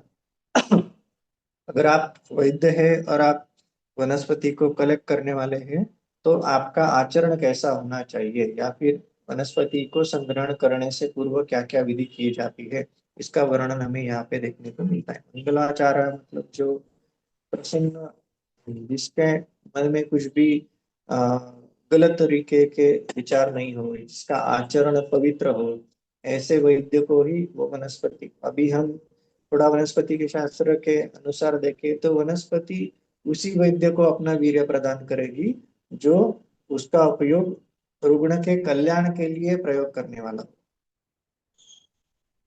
अगर कमर्शियली आपको वनस्पति का प्रयोग करना है तो उसका पूर्ण तरीके से वीर्य नहीं देती। ये थोड़ा सा भी क्या बोलते हैं इसको, रिसर्च इसके बारे में कुछ हुआ है या नहीं मुझे पता नहीं, लेकिन अगर आपको कलेक्शन करना है तो वनस्पति का आवाहन करना पड़ता है, उसको प्रार्थना करनी पड़ती है। दिन पे जाके उसको प्रार्थना करना पड़ता है कि मैं आपका प्रयोग रुग्ण के कल्याण के लिए करने वाला हूँ, तो आपका वीर्य हमें प्रदान करे। तो वनस्पति भी सजीव है, उसको भी मन होता है, उसका भी आत्मा होता है, तो वनस्पति उसी वक्त अपना वीर्य देगी जब उसका प्रयोग जो है वो अच्छे पर्पस के लिए किया गया हो। तो इसीलिए ये सभी चीजें है कि मंगलाचार होना चाहिए, कल्याण वृत्त होना चाहिए, शुचि मतलब पवित्र होना चाहिए। किसी भी अवस्था में अगर वनस्पति को तोड़ने के लिए गए तो उसका पूर्ण वीर्य हमें प्राप्त नहीं होता। शुक्ल वस्त्र धारण किए होने चाहिए, देवता का पूजन किया होना चाहिए। कौन से देवता है? तो अश्विनों, गो देवता, ब्राह्मण, इन सभी का पूजन करके, उपवास करके, पूर्व या उत्तर दिशा में मुख करके वनस्पति का संग्रहण करना चाहिए। तो अभी सभी चीजें इस तरीके से नहीं होती कलेक्शन करने के बाद। अभी ज्यादा तो व्यवहार है हमारा मार्केट पे डिपेंड होता है। जो अच्छे वैद्य होते हैं, जो अपना औषधिकरण खुद करते हैं और उस औषधिकरण के लिए लगने वाले प्लांट्स का कलेक्शन खुद करते हैं, वो इनमें से ज्यादातर चीजों को फॉलो करते हैं। तो ये हमने प्रत्यक्ष भी देखा है, बहुत सारे सीनियर वैद्यों से अनुभव भी किया है। तो अभी भी इस तरीके से वो वनस्पति का संग्रहण करते हैं। तो ये आउटडेटेड है ऐसा कुछ नहीं है, इस तरीके से भी वनस्पतियों का संग्रहण करता है। अभी प्रॉब्लम ये है कि हमारा डिपेंडेंसी ज्यादातर मार्केट पे है, इसलिए ये सभी चीजों का हमें पता नहीं चलता। तो वनस्पति के पास जाना चाहिए, उसको मिलना चाहिए, उससे दोस्ती करनी चाहिए, ऐसे सभी चीजों का हमें ध्यान रख के फिर वनस्पति को कलेक्ट करना है। थोड़ा सा WHO गाइडलाइंस का भी अभी जो नए टेक्स्ट बुक आए हैं सेकंड ईयर सिलेबस के, उनमें ये पॉइंट इंक्लूड किया हुआ कुछ मिलता है। टेक्स्ट बुक के रेफरेंस लास्ट में मैं दूंगा, कौन कौन से मैंने रेफर किए उसमें से। तो मेडिसिनल प्लांट कलेक्ट करना है तो गुड क्लिनिकल प्रैक्टिसेस ऐसे नाम से है, उसका विचार करना चाहिए। तो क्या क्या चीजें ध्यान में रखनी है प्लांट्स को कलेक्ट करते वक्त, उसको गुड कलेक्शन प्रैक्टिसेस कहते हैं। तो जैसे हम बुलडोजर लेके गए और सभी जो प्लांट्स को है एक साथ तोड़ के चले लेके आए, ऐसा नहीं करना है। तो प्लांट कलेक्शन के लिए भी कुछ मेथड होता है। वो प्लांट पूरी तरीके से नष्ट नहीं होना चाहिए। अगर आप एक प्लांट तोड़ते हो तो उसका 100 सैपलिंग्स आपको लगाना है। तो ये थोड़ा सा इथिकल बैकग्राउंड भी उसका हमें पता होना चाहिए होता है। परमिशन का जो पॉइंट है, तो परमिशन मतलब लैंड ओनर का परमिशन आपके पास होना चाहिए वो कलेक्ट करने के लिए। तो लीगल इश्यूज कुछ होता है, तो वहां से अगर ज्यादा मात्रा में आपको प्लांट्स कलेक्ट करना है तो ओनर का परमिशन होना चाहिए। Long term survival of wild population and their associated habitats, ये बहुत इंपॉर्टेंट पॉइंट है, क्योंकि कोविड का एक्सपीरियंस सब लोगों के पास है। और एक चीज कोविड में ज्यादा अ, अच्छे से पता चली, वो जो है वो प्लांट कितनी ज्यादा तरीके से तोड़े गए। सबसे पॉपुलर प्लांट कोविड में था गुडुचि। तो व्हाट्सएप पे ऐसे मैसेज सर्कुलेट हो रहे थे कि 50 ton of guduchi available for sale. तो अगर 50 टन गुडुचि वो अवेलेबल है सेल के लिए, तो उसका कितना पॉपुलेशन नष्ट हुआ होगा उसके हैबिटेट से, इसके बारे में भी हमें देखना चाहिए। जैसे अरविंद कडू सर जो हमारे हैं, उन्होंने अभी एक चीज अच्छी की है कि प्लांटेशन उन्होंने शुरू किया है। तो डेकेलिपिस हेमिल्टोनी नाम का एक प्लांट है, अनंता नाम से हम उसको यूज करते हैं। मार्केट में ज्यादातर अनंता का सैंपल डेकेलिपिस का ही है।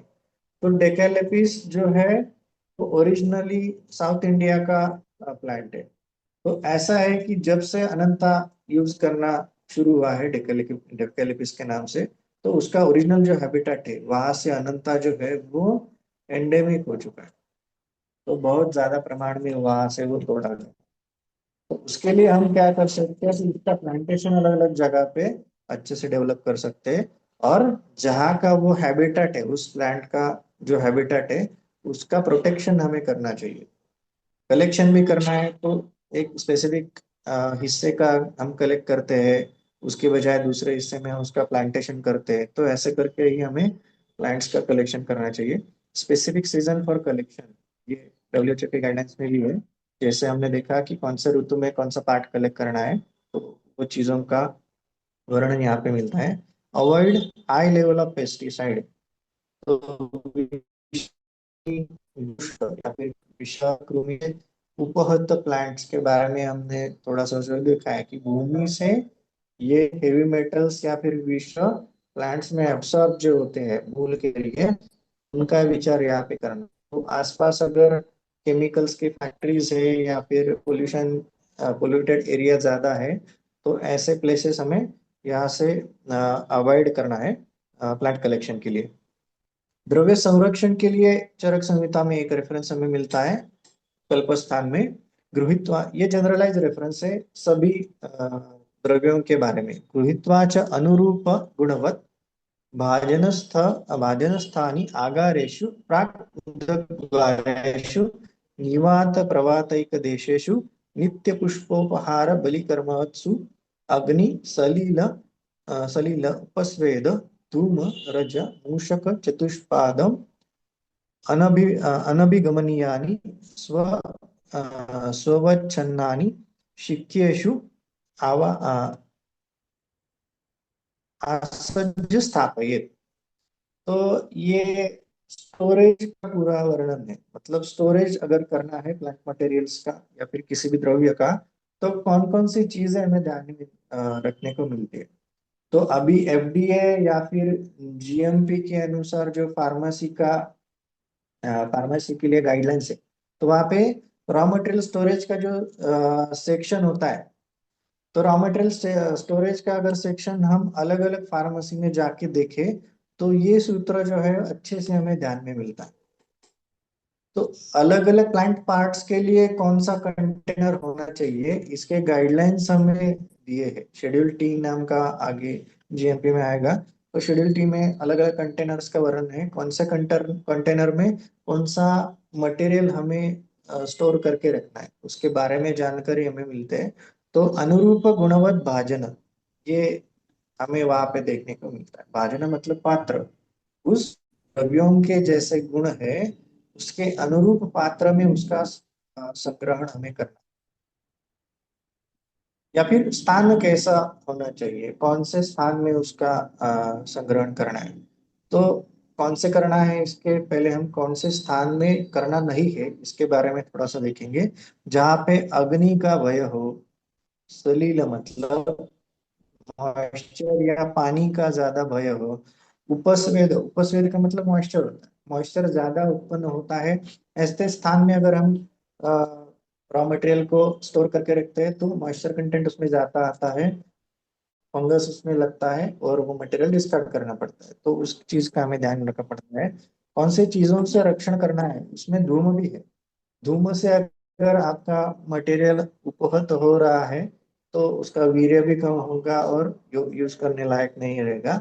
रज, जहाँ पे धूली ज्यादा संपर्क है, अगर धूल में पड़ा हुआ रॉ मटेरियल है, तो उसका प्रयोग करके हम मेडिसिन नहीं बना सकते। मूषक और चतुष्पाद, रैट्स का क्या बोलते हैं, रैट्स का जहाँ पे ज्यादा उपस्थिति है, ऐसे स्थान में हमें रॉ मटेरियल प्रिजर्व नहीं कर सकते, क्योंकि वो रैट की वजह से नष्ट हो जाता है। चतुष्पद या और ज्यादा कुछ बाकी के जो प्राणी है, उनका भी वहाँ पे संचार नहीं होना चाहिए रॉ मटेरियल स्टोरेज के जहाँ पे। तो ऐसी चीजों से ये रॉ मटेरियल को हमें प्रोटेक्ट करना है। तो उसमें शिक्केशु, शिक्केशु मतलब मराठी में इसको शिंका बोलते हैं, मतलब अगर जमीन पे इन चीजों का प्रादुर्भाव हो रहा है, तो उसमें उसको आकाश में टांग के रखने के लिए बोला। तो हांडी में या फिर जो, अभी उसका हिंदी शब्द मुझे नहीं पता जी, उसको मराठी में शिंका बोलते हैं। तो वो लटक के रखता है। तो पहले जो वैद्यों के घर होते थे या फिर वैद्य जहाँ पे मेडिसिन प्रिपेयर करते थे, ऐसी औषधशाला में वनस्पतियों को या फिर रॉ मटेरियल को ऐसे लटका के रखते थे। तो जहाँ पे भी इजीली रैट का उस पे प्रभाव नहीं होता था, या फिर बाकी जमीन से मॉइस्चर उसमें उत्पन्न हो गया, ऐसा वहां पे पॉसिबिलिटी नहीं होता था।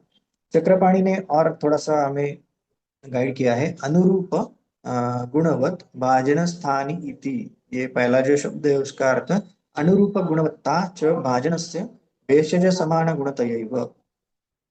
भाजन मतलब पात्र का जो गुण है उसका गलत तरीके से परिणाम उस औषध पे नहीं होना चाहिए, इसलिए औषध के अनुरूप ही उस पात्र का भी गुण होना चाहिए। स्वच्छंदानी इति सम्यक पिहितानि, उसको ढक के रखना है, एयर टाइट कंटेनर्स हमें यहाँ पे यूज करना है, जिससे इन सभी चीजों का परिणाम औषध पे नहीं हो। ये थोड़ा सा modern aspect storage of raw material के लिए। शेड्यूल टी, जीएमपी में शेड्यूल टी डिटेल हमें देखने को मिलेगा। तो उसमें क्या है कि different containers of different types of container बताया है रॉ मटेरियल स्टोरेज के लिए। तो रॉ मटेरियल कौन कौन से तरीके का हम यूज करते हैं उसका एक लिस्ट है। मेटेलिक रॉ मटेरियल हो सकता है, मिनरल्स का हो सकता है, हर्बल ओरिजिन है, एनिमल ओरिजिन है, एक्सिपिएंट्स हम यूज करते हैं फार्मेसी में। वोलाटाइल ऑयल कंटेनिंग जो रॉ मटेरियल होता है उसका भी स्टोरेज हमें अच्छे से करना पड़ता है। अगर वो ओपनली रख दिया गया है तो उसमें से वोलाटाइल ऑयल जो है वो उड़ जाता है और उसका वीर्य जो है कम हो जाता है।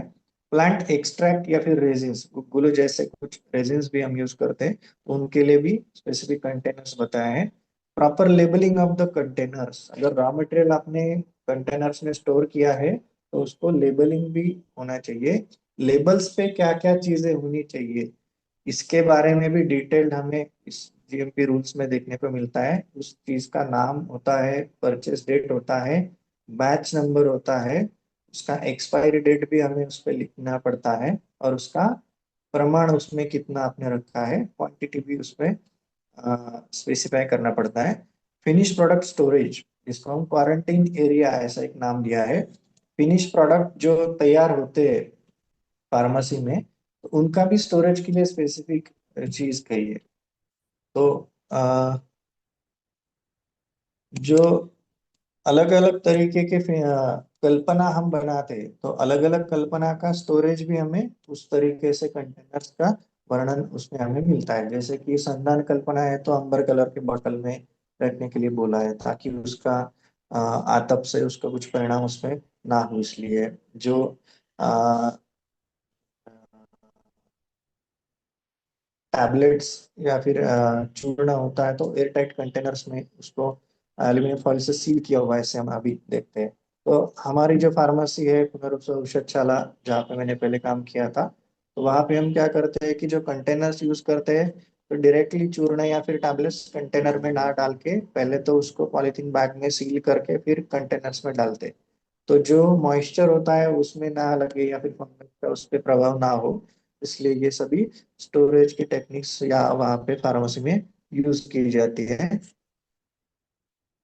रस गुण वीर्य विपाक और प्रभाव, इसमें ज्यादा डिटेल में हमें यहाँ पे इंफॉर्मेशन नहीं देखने को मिलेगा, लेकिन ये दो तरीके से हमें यूज करना है।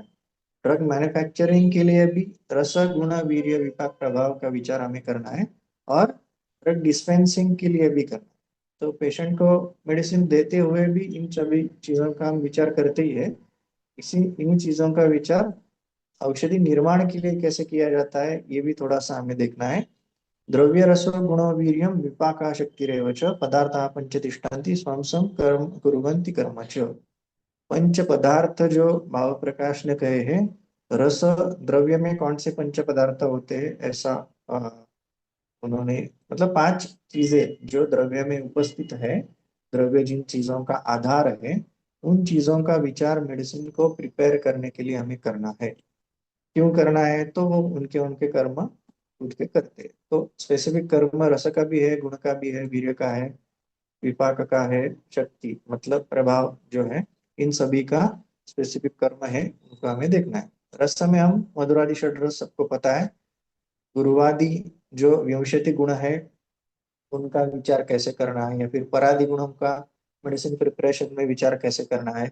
वीर्य में भी द्विविध वीर्य भी होता है, अष्टविध वीर्य भी होता है, उन चीजों का भी विचार मेडिसिन के प्रिपरेशन में कैसे करना है।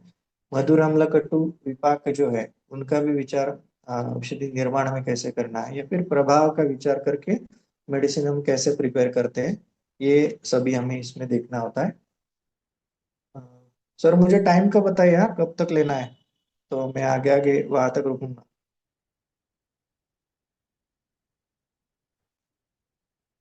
तो सबसे पहला है, इन 5 पदार्थों में से वो है रस। तो ये एक शॉर्ट में रस का चार्ट है। उसके उत्पत्ति, विपाक, दोषघ्नता और गुण, ये फर्स्ट ईयर में हम सब ने पढ़ा है, तो इसका रिपीटेशन में नहीं करूंगा।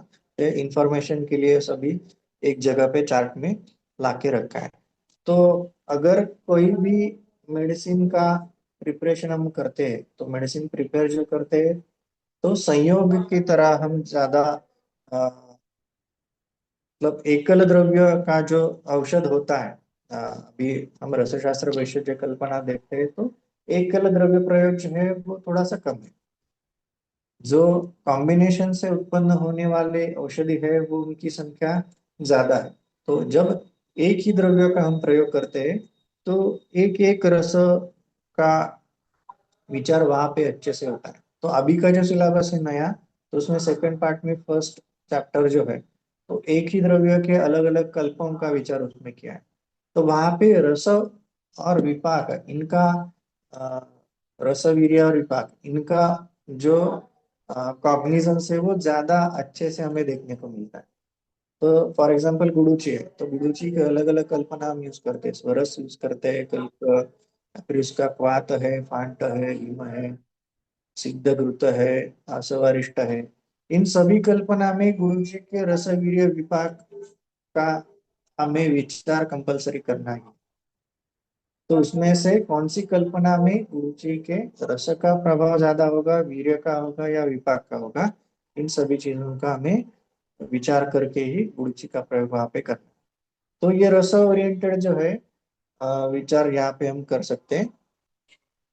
गुणों के बारे में हम देखें तो गुरुवादी 20 गुण जो है, वो बेसिक के तौर पे हम औषधि निर्माण में देखते हैं। कोई भी औषध है तो उसमें प्रयोग किए हुए द्रव्यों के गुण कौन कौन से हैं, उनका विचार हमें यहाँ पे करना पड़ता है। तो जो सिर्फ औषधि निर्माण में है ऐसा नहीं है, औषधि प्रयोग में भी इन गुणों का विचार करके ही हम औषध का डिस्पेंसिंग करते हैं। जैसे कि ज्वर है, फॉर एग्जाम्पल ज्वर में अगर किसी औषधि का प्रयोग करना है, तो गुरु गुण की औषधि वहां पे यूज करके कोई फायदा नहीं, क्योंकि अग्नि का मान्य है। गुरु औषध का अगर प्रयोग किया गया तो अग्नि और मंद हो जाएगा, और ज्वर वहां पे ज्वर की शांति नहीं होगी। संप्राप्ति भंग करने के लिए संप्राप्ति में जो गुण बड़े हैं उस व्याधि के, उससे विपरीत गुणों का प्रयोग हमें चिकित्सा में करना है। तो वैसे ही प्रकार की मेडिसिन हम प्रिपेयर करते हैं।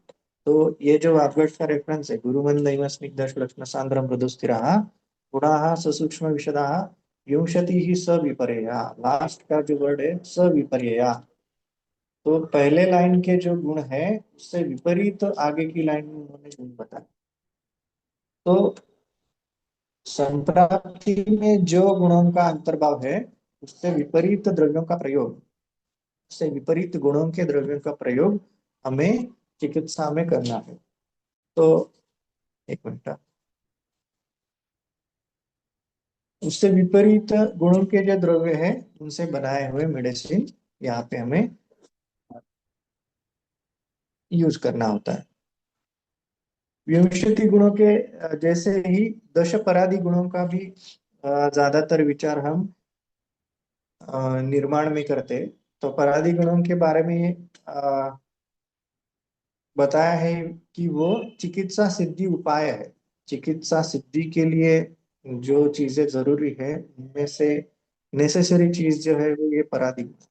लेकिन ये सिर्फ चिकित्सा अधिकृत है ऐसा ही नहीं, तो मेडिसिन प्रिपेयर करने में भी परादी गुणों का बहुत सारे विचार होता है। सभी के सभी परादी गुण मेडिसिन प्रिपरेशन के लिए यूज होते हैं। तो उनमें से कुछ एग्जांपल्स हम यहाँ पे देखेंगे। उसका एक डिटेल पेपर मैंने लिखा था, वो बाद में रेफरेंस के लिए मैं ग्रुप में पोस्ट कर दूंगा। पर और अपर जो है उसका विचार हम कैसे कर सकते हैं, तो रसशास्त्र और वैशज्य कल्पना अगर हम सीखते हैं, तो selection of quality raw material. तो जैसे ग्राह्य ग्राह्य तो होता है कौन सी चीजें ग्राह्य है, तो वो पर जो है वो उस तरीके से हम उसका विचार कर सकते हैं। और अपर जो है वो अग्राह्य की तरह से उसका विचार कर सकते हैं। अग्राह्य मटेरियल जो है वो अपर इस गुण का वहां पे विचार होता है।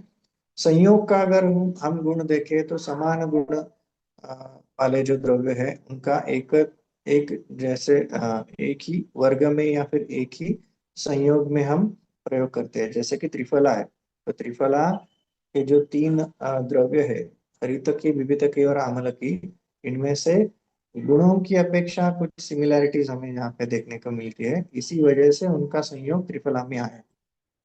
और दूसरा एक गुण जो पिप्पली के बारे में है, पिप्पली को 64 बार पिप्पली के ही क्वात की भावना देना, तो ये क्या है, तो एक तरीके से वो एनहांसमेंट उसको हम कह सकते हैं कि पिप्पली का जो वीर्य है वो 64 बार हम बढ़ाते हैं तो उसका मात्रा भी कम होता है और इफेक्टिवनेस ज्यादा हमें देखने को मिलता है। कम मात्रा में और कम समय में उसका अगर परिणाम देखना है तो इस तरीके से हम उसका संयोग कर सकते हैं। विभाग का अगर विचार करें तो रसद्रव्यों का जो शोधन का रेफरेंसेस हम देखते हैं, तो उसमें से अनवांटेड पार्ट जो होता है, अनवांटेड पार्ट मतलब अनवांटेड गुणों का रिमूवल जो है वो हम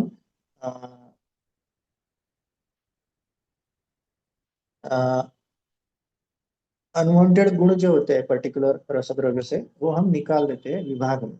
जैसे फॉर एग्जांपल विषय के बारे में अगर हम देखें तो वत्सनाभ एक एग्जांपल हम देख सकते हैं कि वत्सनाभ का शोधन करना है, तो शोधन का प्रयोजन क्या है, तो उस पर शोधन एक तरह का संस्कार है। जो अच्छे गुण होते हैं उसमें से उनको बढ़ाना है और जो गुण हमें चिकित्सा के लिए नहीं चाहिए उनको कम करना है या फिर हटाना है। तो वत्सनाभ का शोधन करना है तो उसके लिए हम उसको गोमूत्र में भिगो के रखते हैं या फिर गोमूत्र में दोलायंत्र में स्वेदन करते हैं। उसके बाद में फिर गोदुग्ध में भी उसका स्वेदन करते हैं। तो वत्सनाभ के जो उष्ण और तीक्ष्ण ये जो गुण है वो कुछ हद तक हम कर देते हैं। तो वत्सनाभ का जो अशुद्ध में प्रभाव है, हृदय पे उसका ज्यादा प्रभाव पड़ता है, तो ये प्रभाव उसमें उसका शोधन के बाद हमें कम देखने को मिलता है। अभ्यास जो परादी गुण है उसका भी हम निर्माण में भी एग्जाम्पल देख सकते हैं, जैसे कि शतपुटी और सहस्रपुटी। शतपुटी और सहस्रपुटी अभ्रक जो है वो जितने ज्यादा पुट उसके उसमें होते हैं तो उतना ज्यादा लघु होता जाता है, उतना ज्यादा सूक्ष्म होता है। तो ये पुटों का अभ्यास उस द्रव्यों को हम करवाते हैं। अभ्यास का मतलब है रिपीटेड, रिपीटेडली सिमिलर क्रिया करना। तो परिशीलनम ऐसा एक अर्थ उसका टीका में बताया। तो शीलन होता है, पुटों का शीलन अभ्रक को हम करवाते हैं और शतकुटी और सहस्रकुटी जैसा मेडिसिन हम प्रिपेयर करते हैं। तो यही चीज चिकित्सा में कैसे प्रयोग किया जाता है, तो उसका सबसे अच्छा एग्जाम्पल है वो रसायन। रसायन औषधि का प्रयोग कैसे होता है, तो उसका शीलन करना पड़ता है। हर रोज स्पेसिफिक टाइम तक उसका हमें सेवन करना है उसी मात्रा में, तब उसका रसायन कर्म हमें देखने को मिलता है। तो ये परादि गुण है। कुछ एग्जाम्पल, सभी गुणों का यहाँ पे नहीं दिया है, एग्जाम्पल के तौर पे ये 4-5 गुणों का रेफरेंस हमने देखा। वीर्य के बारे में अगर हम देखें तो दो तरह का वीर्य हमने सीखा है, शीत वीर्य और उष्ण वीर्य। तो उनकी दोषग्नता यहाँ पे लिखा है, शीत वीर्य पित्त गुण है वात कफकर है, उष्ण वीर्य वात कफ गुण है पित्त कर है। तो उसका एक एग्जाम्पल है कि वीर्य का रोल मेडिसिन के प्रिपरेशन में कैसा है। तो चंदन आदि तैल हम देखें ज्वर चिकित्सा में तो ज्यादातर वनस्पति उसमें जो है, ज्यादातर के बजाय सभी वनस्पति उसमें जो यूज किया है द्रव्य वो शीत वीर्य के है। तो औष्ण प्रधान जो ज्वर है उसमें आया हुआ एक कल्प है चंदन आदि तैल। तो शीत वीर्य का प्रभाव हमें ऐसे कल्प में ज्यादा देखने को मिलता है। तो वैसा ही एक कल्प हम रसशास्त्र में भी देखेंगे चंद्रकला रस के नाम। चंद्रकला रस में ज्यादातर शीत वीर्य द्रव्यों का प्रयोग किया है। जो योगवाही द्रव्य है, रस द्रव्य हम जो इस्तेमाल करते हैं पारद गंधक जैसे, उन द्रव्यों को सभी शीत वीर्यों के द्रव्यों का ही भावना वहां पे लिया है। तो शीत वीर्यों का संस्कार वहां पे ज्यादा है। तो चंद्रकला का फलश्रुति भी वही वैसा ही है। अंतर्बाह्य महादाहम विध्वंसन करा, अंत या फिर अभ्यंतर या फिर बाह्य, किसी भी तरह का जो दाह है उसका शमन करने के लिए ये चंद्रकला नाम का रस है। तो शीत वीर्य का प्रभाव वहां पे ज्यादा है। वैसे ही उष्ण वीर्य का एग्जाम्पल यहाँ पे दिया है, सिमिलर ज्वर चिकित्सा का ही है। शैत्य प्रधान ज्वर में अगुरुवाद्य तैलम का रेफरेंस है। तो अगुरुवाद्य तैलम में ज्यादातर उष्ण वीर्य द्रव्य ही इस्तेमाल हुए हैं, तो वो हेतु के विपरीत काम करने वाला यहाँ पे देखने को मिलता है। विपाक, तीन विपाक हम सभी को पता है, उसके गुण कौन से हैं और दोषज्ञता कौन सी है, ये चार्ट में यहाँ पे लिखा है। मेडिसिन प्रिपेयर करते वक्त विपाक का भी ध्यान में रखना पड़ता है, लेकिन जैसे कि शुंठी है तो उसका विपाक थोड़ा सा अलग होता है। शुंठी कटुरसात्मक होने के बावजूद भी उसका विपाक जो है वो मधुर होता है। तो उसका प्रयोग हमें चिकित्सा में करते वक्त ध्यान में रखना है। तो वो पित्त को उतनी ज्यादा मात्रा में नहीं बढ़ाता जितना वो कटुरस से बढ़ाना चाहिए, लेकिन वो पित्त का शमन करने वाला है क्योंकि वो मधुर विपाक है। तो इन सभी चीजों का मेडिसिन प्रिपेयर करते वक्त हमें ध्यान रखना है। कर्म के बारे में अगर हम देखें तो भी शारंदर संहिता का प्रथम खंड में 4 नंबर का अध्याय है, दीपन पाचन नाम का। तो उसमें जो कर्म को ध्यान में रख के हम औषधि का प्रयोग करते हैं, उन सभी कर्मों का डेफिनेशन से कौन से कर्म का अर्थ क्या है, और उन सभी कर्मों का एक एक एग्जाम्पल उन्होंने दिया है। जैसे कि दीपन कर्म है तो मिश्रेया उसका एग्जाम्पल, पचत नाम मन्यकृत्य दीपनम तद यथामिषि। आम का पाचन नहीं करता लेकिन दीपन करने वाला है, तो उसका एग्जाम्पल है मिश्रेया है।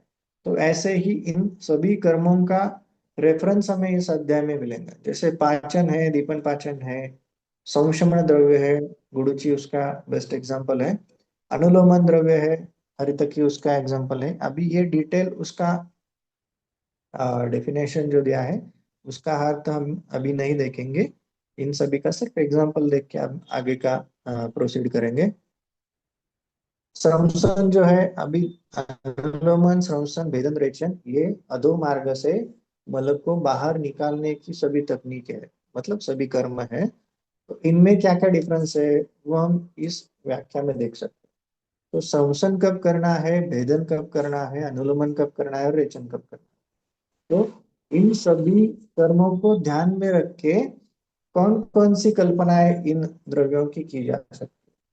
तो हरितकीय की अगर हम कल्पना करते हैं, वैशज्य कल्पना, तो वो अनुलोमन को ध्यान में रख के हमने करना है। फिर आरगवत का कोई मेडिसिन प्रिपेयर करते हैं, जैसे कि आरगवत घनवटी हम यूज करते हैं क्लिनिक में, तो उसका श्रमसन के श्रमसन का जो परिभाषा है, कर्तव्य यत अपत्ति श्लिष्टम कोष्ठे मलादिकम, मल जो कोष्ठ को श्लिष्ट है, चिपका हुआ जो मल है उसको खींच के बाहर निकालना है, ये विचार से ही हम आरगवत घनवटी का प्रयोग करते हैं।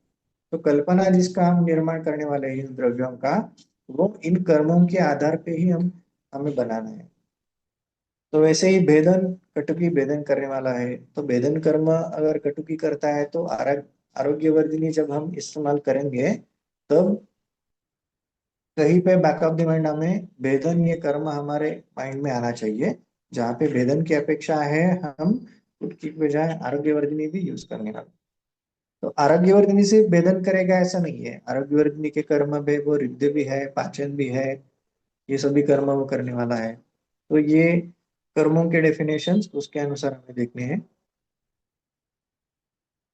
ये बाकी के सभी करना है। शोधन मतलब देवदाली कोला जो है वो शोधन का एग्जाम्पल है। छेदन के लिए क्षार मरीच और शिला जतु, कफ का छेदन करने के लिए, या फिर दोषों का जहाँ पे वो दोष चिपके हुए हैं वहां से उसको अ, छेदन करके, मतलब काट के निकाल के बाहर डालना है। ये कर्म की अपेक्षा क्षार मरीच और शिला जतु, ये एग्जाम्पल आया है।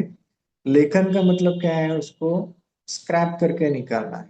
धातु को चिपके हुए जो मल है, मतलब दोष है, उनको निकाल के देह का शोधन करना। वो काम करने के लिए क्षौद्र, उष्ण, जल, वचा और यव, ये चीजों का एग्जाम्पल दिया है। ग्राही द्रव्य शुंठी जीरक पिप्पली एग्जाम्पल है। दीपन भी करता है, पाचन भी करता है, उष्ण से उष्णत्वात, मतलब उष्ण गुण से द्रवत्व का शोषण करता है। तो ये संग्रहण की परिभाषा है, तो उसका एग्जाम्पल दिया है शुंठी जीरक और गज पिप्पली। तो संग्रहण करने वाले जो कल्प है उनके लिए हमें ये परिभाषा वहाँ पे ध्यान में रखनी पड़ती है। तो जब परपटी यूज करते हैं तो परपटी में ये सभी चीजों का हमें ध्यान रखना पड़ता है। तो उसमें क्या है, तो परपटी दीपन करने वाला भी है, पाचन करने वाला भी है, और संग्रहण करने वाला भी है, द्रवत्व का शोषण करने वाला भी।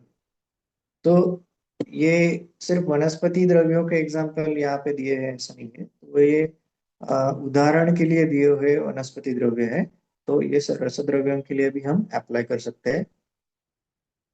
ये और कुछ डेफिनेशन है।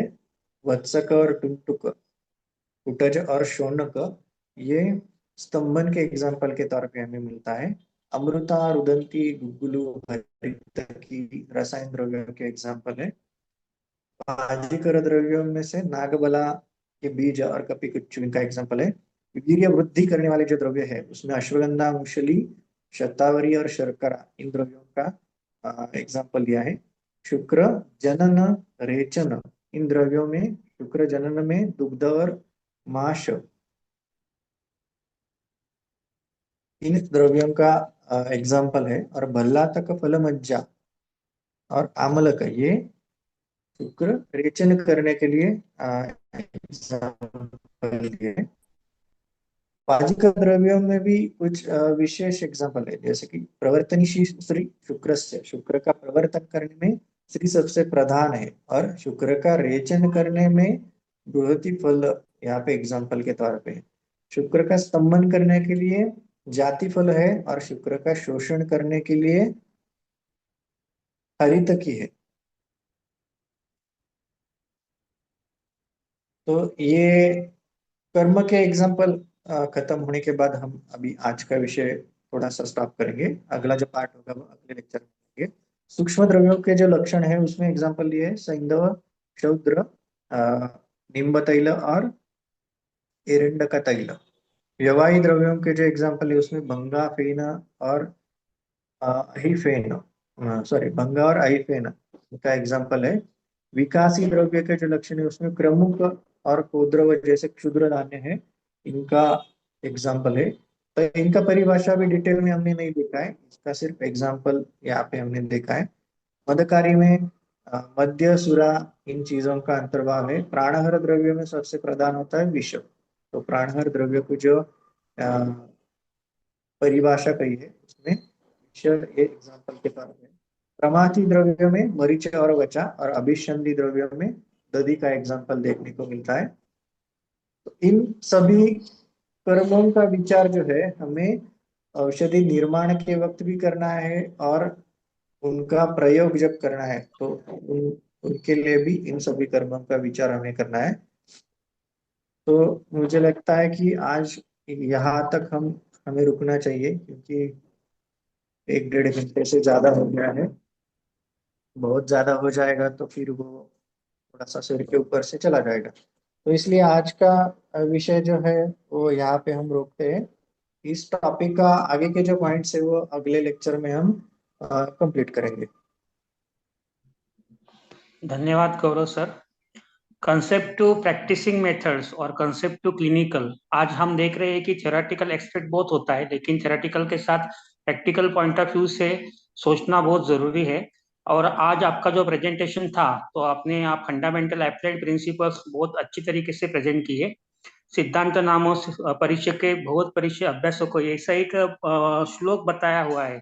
तो बस आज में आप आज के जो प्रेजेंटेशन था आपका, उसके ऊपर कुछ पार्टिसिपेंट के क्वेश्चन आंसर होंगे, तो मैं उनको रिक्वेस्ट करता हूँ कि 2 मिनट में आप आपके क्वेश्चंस पूछिए।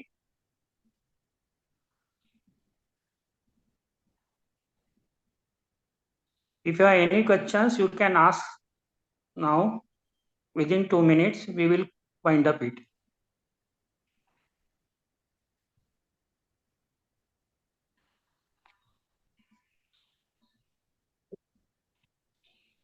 मैं आज का व्याख्यान समापन के लिए हमारे आरोग्य भारती पश्चिम महाराष्ट्र प्रांत के सचिव माननीय वैद्य संतोष जी घटने सर को यहाँ पे आमंत्रित करता हूँ।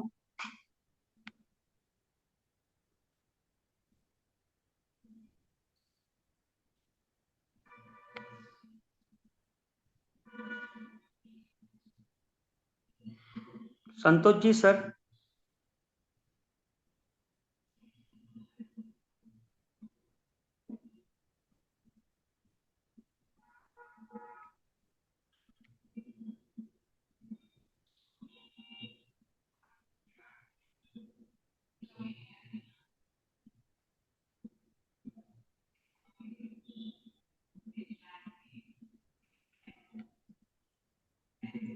हेलो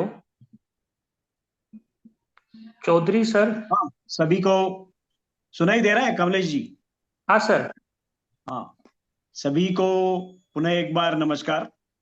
आप सभी का धन्यवाद देता हूं कि इस अ, बहुत सी महत्वपूर्ण, उपयोगपूर्ण ऐसे सत्र में आप सभी ने अपनी सहभागिता दिखाई। यह सत्र प्रामुख्यता रखे जाएंगे वो आयुर्वेदिक विद्यार्थियों के लिए 3 सत्रों का एक सीरीज रहेगा।